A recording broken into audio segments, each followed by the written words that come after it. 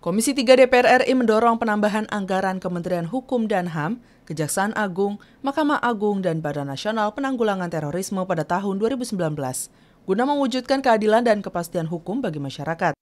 Ditemui usai rapat kerja dengan Menteri Hukum dan HAM, Jaksa Agung, Mahkamah Agung, dan Kepala BNPT di DPR RI, Ketua Komisi 3 DPR RI, Kahar Muzakir mengatakan, penambahan anggaran yang diusulkan oleh kementerian dan lembaga penegak hukum pada tahun 2019 harus dikaji dan dievaluasi, baik dari realisasi program unggulan maupun pencapaian kinerja.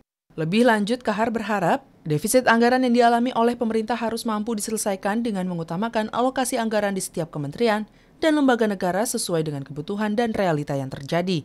Sesuai dengan ketentuan Undang-Undang MD 3 Pasal 98 Ayat 2, anggaran kementerian dan lembaga yang menjadi mitra kerja komisi ditetapkan oleh komisi. Tapi kan ditetapkan kalau dia programnya tidak program prioritas juga nggak bisa.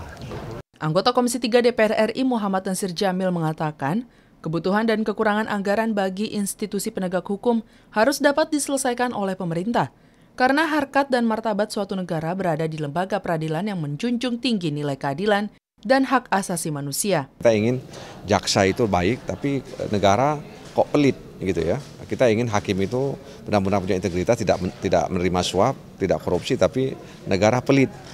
Kita ingin menanggulangi terorisme, tapi negara pelit. Nah, menurut saya negara harus lebih memprioritaskan.